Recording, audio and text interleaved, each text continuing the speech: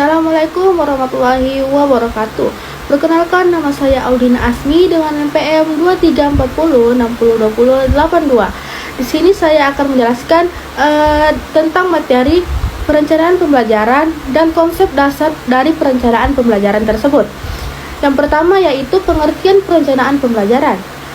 Perencanaan pembelajaran adalah proses pengambilan keputusan hasil berpikir secara rasional tentang sasaran dan tujuan pembelajaran tertentu, yaitu perubahan tingkah laku serta rangkaian kegiatan yang harus dilakukan sebagai upaya pencapaian tujuan tersebut dengan memanfaatkan segala potensi dan sumber belajar yang ada.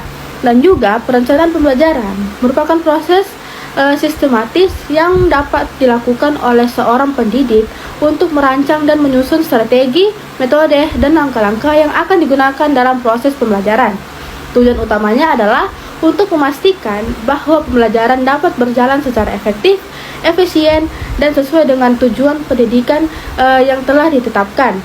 Dan selanjutnya, perencanaan pembelajaran memiliki manfaat, yaitu perencanaan pembelajaran meliputi penyusunan kegiatan yang sistematis dan terstruktur, memungkinkan untuk guru mengelola waktu dan sumber daya yang secara efisien serta memastikan pencapaian tujuan pendidikan yang optimal. Dengan perencanaan yang baik, proses pengajaran dapat berlangsung dengan lancar, guru dapat mengidentifikasi dan mengatasi potensi masalah lebih awal, dan siswa mendapatkan pengalaman belajar yang lebih terarah dan sesuai kebutuhan mereka, sehingga mendukung perkembangan akademis dan keterampilan mereka secara menyeluruh. Selanjutnya, perencanaan pembelajaran memiliki tujuan, yaitu langkah krusial dalam proses pendidikan yang mencangkup penetapan tujuan, pemilihan metode, dan persiapan materi serta media yang akan digunakan.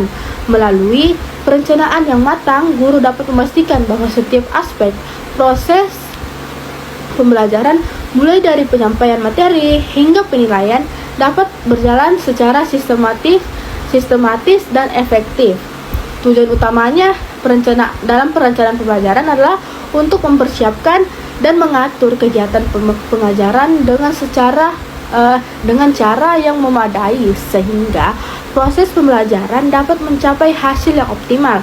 Dengan perencanaan yang baik, guru dapat mengelola waktu dan sumber daya secara efisien, serta menyesuaikan metode pengajaran sesuai dengan kebutuhan siswa. Selanjutnya, masuk di dasar perlunya perencanaan pembelajaran. Dasar perlunya perencanaan pembelajaran adalah untuk memastikan kualitas pendidikan yang lebih baik dengan menyusun desain pembelajaran secara sistematis. Hal ini mencangkup penggunaan pendekatan yang sesuai dengan cara siswa belajar dengan secara individu maupun kelompok. Perencanaan yang baik membantu memastikan bahwa semua elemen pembelajaran, termasuk materi, metode, dan waktu, digunakan secara optimal. Dengan cara ini, perencanaan pembelajaran tidak hanya memfasilitasi pencapaian tujuan langsung, tetapi juga mempermudah siswa dalam proses belajar dan mendukung pencapaian hasil pendidikan yang efektif dan menyeluruh. Kesimpulan dari materi tersebut dapat kita simpulkan bahwa perencanaan pembelajaran merupakan langkah awal yang esensial untuk mengoptimalkan proses pengajaran dan memastikan bahwa pembelajaran berlangsung secara efektif dan efisien. Melalui perencanaan pembelajaran yang matang, guru dapat menetapkan tujuan yang jelas, merancang materi dan metode pengajaran yang sesuai, serta mengelola waktu dan sumber daya dengan baik.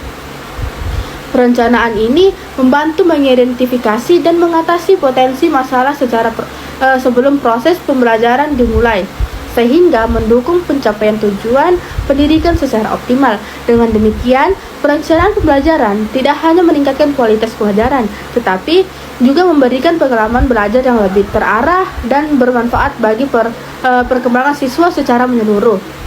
Dan jika ditanya bagaimana kita menerapkan konsep dasar pembelajaran dalam proses belajar mengajar, di sini kita dapat yang pertama, identifikasi konsep utamanya terlebih dahulu, yaitu fokus pada prinsip inti yang perlu dipahami siswa, yang artinya Guru harus mengarahkan perhatian siswa pada konsep atau ide yang paling penting dari materi yang diajarkan.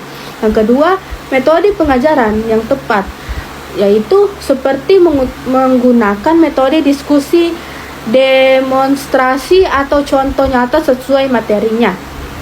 Yang ketiga, visualisasi, yaitu menggunakan diagram atau grafik untuk mempermudah pemahaman. Yang keempat, ada refleksi dan umpan balik, yaitu seperti evaluasi pemahaman dan beri masukan.